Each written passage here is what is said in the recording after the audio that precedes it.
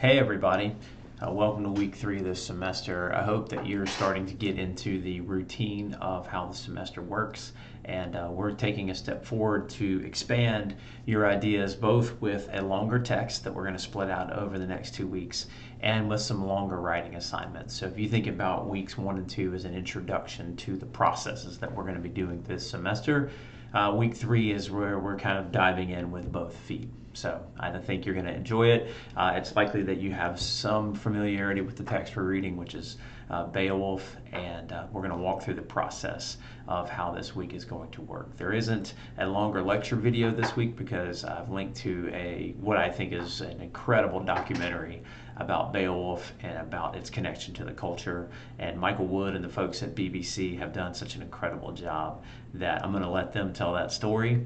But I've got some reading notes and other things for you to view, and I want to walk through a couple of those important tasks for this week. So here is our Blackboard page, and if you're here you can see that week 3 is posted, and if you click here you'll walk through everything that you have. So here's this week's video, also linked in the announcements, and this is a really cool link that I'm really grateful for. It's from Hillsdale College. Wow. And you can hear this professor reading the Old English text. Now, you're not going to be able to understand the Old English text any more than I am, other than the word maybe what. But he does such an excellent job of connecting to that rhythm and meter that we talked about in previous texts. That is part and parcel to the Old English language and their poetic works, which is just, it's really cool to hear. You can hear it rolling, you can hear some of the alliteration and the repetition of sounds. I think our translation does a good job of trying to follow that meter a little bit, but there's only so much that you can do in translation, as Bede said about Cadman's hymn. So I think you'll really enjoy that. So that's there for you to view as well. And then let's go back here, and then here's the link to the documentary by Michael Wood. It is, let me go back to the beginning. It's just incredible what it does to introduce the text and to show how it's related with culture, why it's still relevant today. It talks about incredible things like the discovery at Sutton Hoo and what the culture is that looks like. If you want to see a modern reference to it, one of the greater pieces or one of the more recent pieces that you'll see is if you've watched The Lord of the Rings, specifically the people of the Riders of Rohan. They are representatives in some way of this Old English, Nordic culture, Viking culture that the writer here is connecting to. So when you see them with their hair and their horses and they're charging, that's a lot of what you're going to see there. So anyway, take a look at that documentary. I think it's really great, and I think you'll really appreciate it.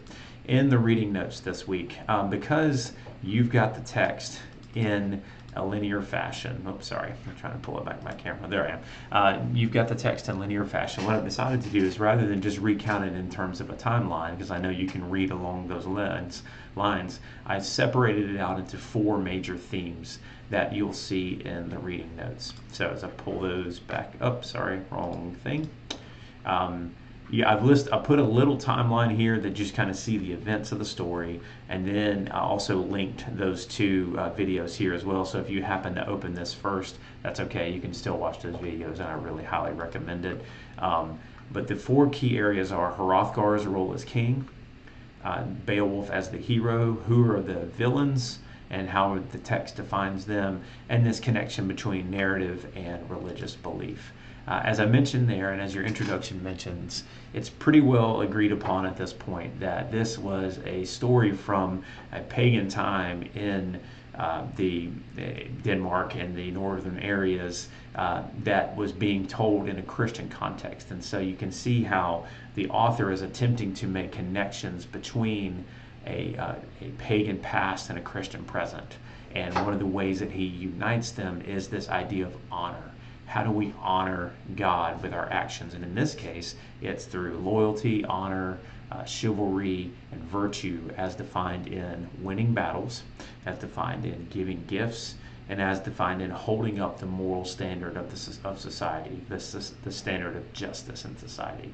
So you'll see mentioned there this discussion of a weregild, which is basically that if there was a battle and there was some person killed, that would lead to a long blood feud unless someone paid the weregild, which was the blood price for that person who died. So one of the great in the antagonist of Grendel, the way the text points it out is that Grendel is upending the social order because he's killing people without paying that price, and that matters a whole lot here, as they are this idea of what is a life worth, and if you take a life, your life is required of you, or some sense of value of that life. So all of those things are all coming together in important ways that you need to that you'll be able to see here. So back to the front here, you've got Hrothgar's role as king, how the text defines what the role is of a king, how the text defines Beowulf as a hero. What is it? How does a text define heroism? What does that mean?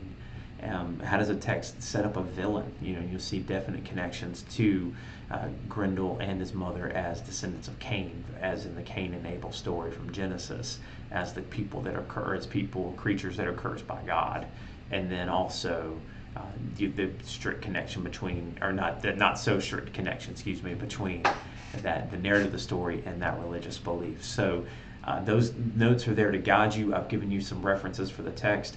These should not replace your reading of the text. They are meant as a guide. I want to see you exploring your own ideas, which is why I haven't included a ton of quotes here, because I recognize that as you're going to write this discussion board post, it's really easy for the things that I've said to bleed into that, especially if there's text included. I don't think you're doing that intentionally. I just think that's part of the process. And so what I want to see you do is developing your own ideas. Do you agree with me in my notes? Do you disagree with me? You're more than welcome to.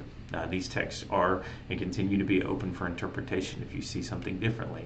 If it challenges you in some way, or you want to challenge the text in some way, feel free to dig into that too. I'd actually love to read something like that. It's how I change my ideas of reading these texts constantly. So once you're done reading through these notes, and you might find it very helpful to read through the notes and then also read the text and then come back to the notes. I've split the reading of Beowulf into two different sections. So let's see, what's the best way to do? Oh, it's in our syllabus. Excuse me. So if we go here to content, it's down here, excuse me, and start here, you'll see the syllabus, and it'll tell you specifically what lines to read to. Down here in the schedule, you see lines 1 through 1903. That seems like a lot of pages, but these are rather short lines, and I think you're going to enjoy it. I do recommend as you read the text to just get started and read in big chunks as much as you can. Let the text kind of roll, because once you get into the rhythm of the verse and the poetry, it's much easier to read, and the next thing you know, you'll be done with this section. So give it a read, listen, think through it, and you should be fine, especially if you've had some familiarity with it. Though I also will say that we've split the text over 2 weeks, so that if you're having trouble with reading it and understanding it, feel free to reach out to me and let me know. I'm happy to talk with you through it. We can set up a Zoom meeting where we can walk through some of the key points. I can point to some specific lines that I think are relevant or important. So don't let the fact that this is a verb translation or that the page number seems long stop you from really digging into this poem, because I do think you're really going to enjoy it. Okay, back to week 3. So that's everything there. We're going to move now into the larger discussion board posts that you're going to be doing for this semester. So in this case, what these discussion posts are a chance for you to really unpack with some depth the stories that we're reading, and the poetry that we're reading. What the first 2 weeks were there to do was to begin that process of not only what is the discussion board, but how can you start integrating the text into your own writing. And we're going to talk more about that as we go in the semester. But for now, what I've gotten here for you is the rubric itself and the what I'm going to be looking for in this assignment. So in general, you can see a strong response there, which is where you respond with some depth and examples from the text to explain your ideas. a shorter response like this guy right here is just not doing the work that the assignment calls for. That's why these assignments are 300 words long, which is roughly double spaced, 1 page of text at 12-point font. That's about the minimum you need to actually explore this idea with any depth. If it's shorter than that, it usually means that you're very much summarizing instead of providing specific details. And you'll notice that when I respond to your work, I might say things like, I need you to dig into the what and the why of this, or even the how of this, not just the what by itself. Sometimes the temptation is to say, well, Beowulf does this, and you think that I'm coming along with you in the connections you're trying to make, but in reality, I'm not. You've got to always help me make those connections. So think about those terms. You've got the what. Think about why. Think about how.